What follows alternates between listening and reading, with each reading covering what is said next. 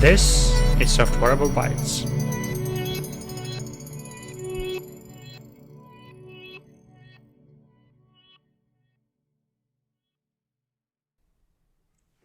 Hello and welcome to another episode of Softwareable Bytes. This is the show where I read to you articles and blog posts on subjects like software and cloud engineering and architecture, site reliability engineering, DevOps, and everything in between. If you are looking for software and cloud development services and training, check out softwareable.com. We help customers in their software and cloud journey, whether it's taking software from ideas to complete solutions, migrating existing systems to the cloud, or mentoring and training individuals and teams. We make it work for your needs. Go to softwareable.com, that's software without the E, IBLE.com to learn more. In today's episode, I have an article titled How to Justify Infrastructure Replacement to Your Manager by Trent, published on CNCF blog.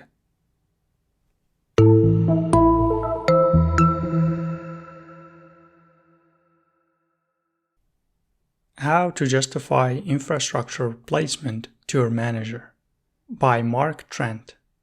This blog post was published on Cloud Native Computing Foundation, CNCF.io, a guest post originally published on Snap's blog. Upgrading an organization's tech infrastructure can be a tricky affair.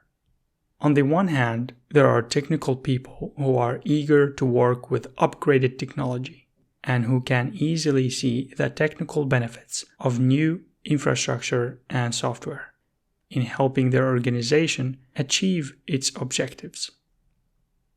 On the other hand, you have business executives who have to balance massively complex budgets and keep a company profitable, and who might struggle to see how the cost of an infrastructure upgrade is justified. Neither side is wrong, as both have the best intentions of the company from their differing perspectives. The biggest problem is that often the technical and business components of a company are simply speaking different languages. Getting those parts of the business to speak in the same language is the key to successful communication. For technical people eager to convince their respective manager teams that upgrades are necessary, it means communicating to them in a way that matters to their aspect of accountability, which means often breaking things down into matters of revenue, efficiency, organizational benefit, and long-term profit.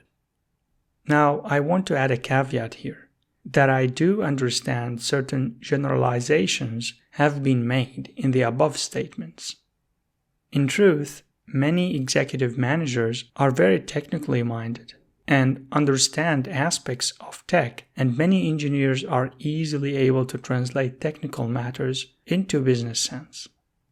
Hopefully, this article will be of use to those technical teams who are less equipped to cross the great divide and help them to motivate their business towards investing in improved infrastructure.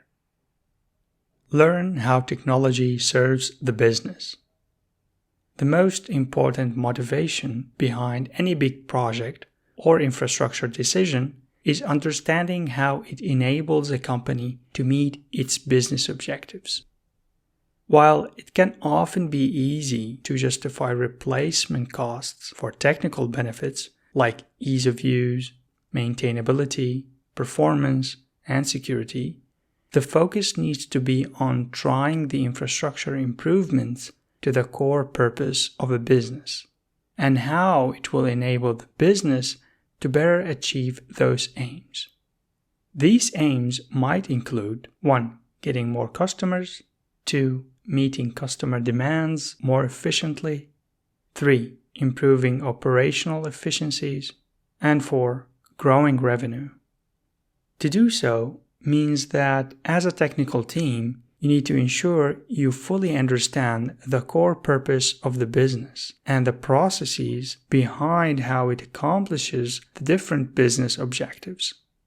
If this is something the team cannot understand easily, it may mean doing some research and actually spending time with different facets of the business to learn how they use different systems to perform their jobs, and where the current technology is perhaps failing them.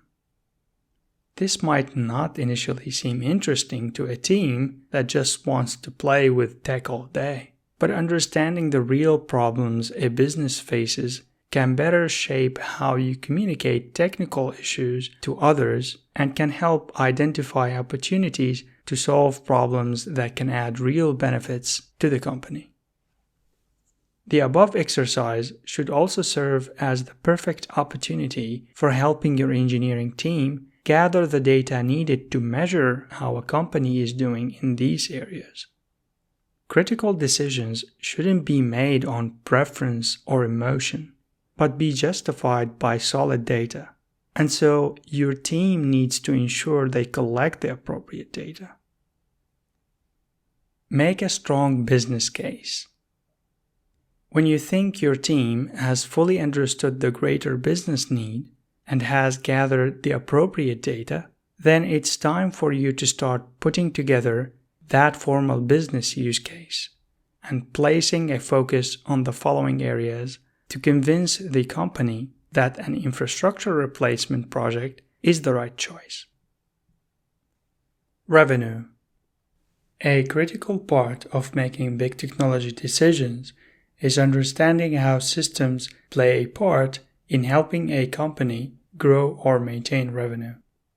For a company selling a technical product, for example, an enterprise SaaS business, this is straightforward. However, this can be difficult when technology does not provide the company's direct source of income. In that case, it's important for the technical team to understand how current systems help to drive things like payment, merchandising and logistics decisions, managing customers, and other aspects of the business. They can then take the following steps. 1. Measure how changes in technology might drive improvement or efficiencies. 2. Measure the financial impact of that improvement over a period of time. 3. Calculate a return on investment against the initial capital outlay or increase in operating expenses. For example, newer systems could help support staff 1. Process customer queries more efficiently or even automatically. 2. Processing payments faster. 3. Use critical customer data more intelligently. 4. Make more informed decisions. All of these benefits should be measurable in terms of revenue growth, and this should be highlighted in any proposals. Business vulnerabilities. While not all infrastructure or system changes will drive these improvements, they could still be justified in how they might impact other business critical factors, like security, governance, future performance, or just keeping the lights on. In these cases, it's important for the team to understand the financial impacts of failure in these areas, and to use this to evaluate and justify upgrade costs.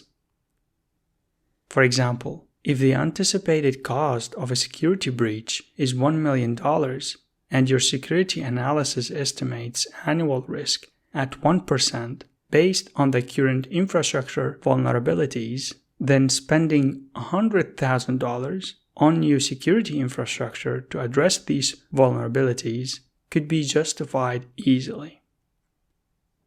Process efficiency. No one wants to work with a system that is slow or that requires a few extra steps to get things done. It's important for teams to understand how current systems are performing under existing corporate processes and determine if technical changes will have a positive impact on this.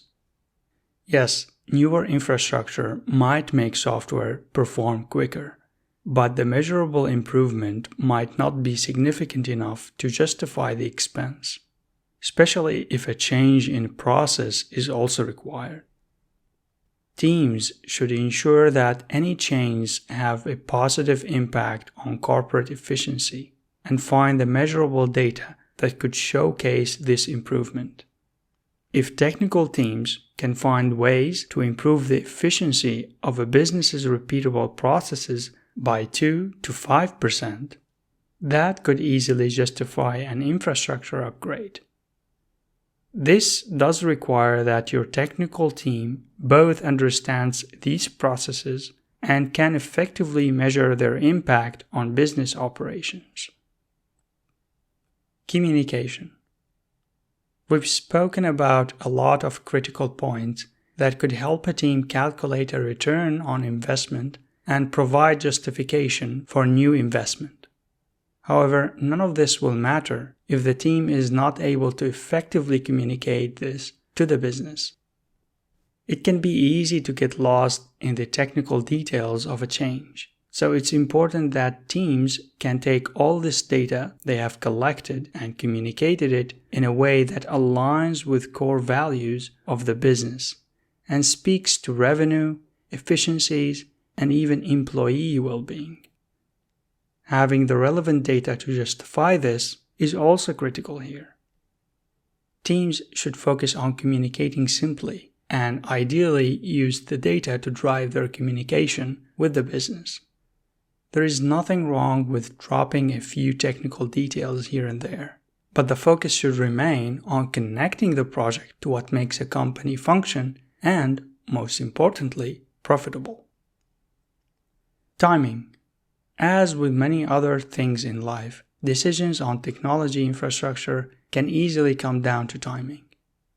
Teams can often be right in recommending a change, but jump the gun in recommending the move too soon, while current systems are still effective enough, or the people and processes are not ready, or the business has other financial pressures in the current period. Equally, teams can be too late. While it is often easy to justify making a change slowly or at some point further in the future, delays can also lead to escalating costs or extended vulnerabilities. As a result, the company may no longer be in a position to afford the upgrade when the time comes. Technical teams ought to be sensitive to the financial position of a business. If revenue is down, time might be better spent trying to solve that problem with existing systems before asking a company to spend money they don't have on new infrastructure.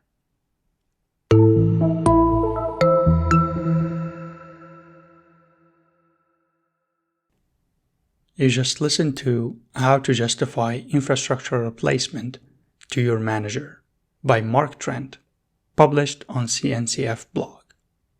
The justification of introducing a new programming language, framework, tool, or any piece of software is not an easy task, let alone introducing an infrastructure upgrade.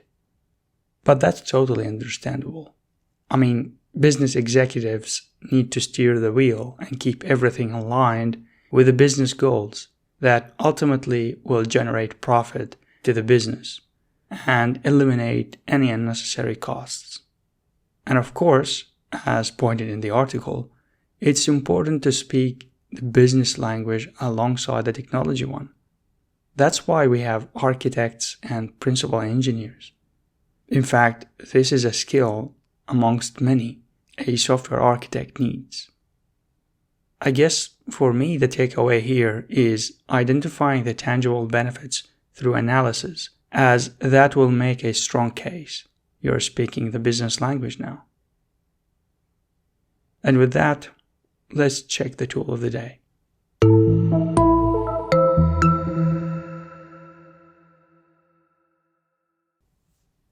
Today's tool is Deprecations, also known as QPug. It is intended to be a kubectl plugin which downloads a swagger.json from a specific Kubernetes version, parses it and finds deprecation notices, then it verifies the current Kubernetes cluster or input files, checking whether exist objects in the deprecated API versions, allowing the user to check before migrating. You can use Crew Plugin Manager to install it. Search for kubebug deprecations on GitHub or find the link to it in the description of this episode. And that should do it for another episode of Softwareable Bytes. Have a great rest of your day, and I'll see you here again in the next episode.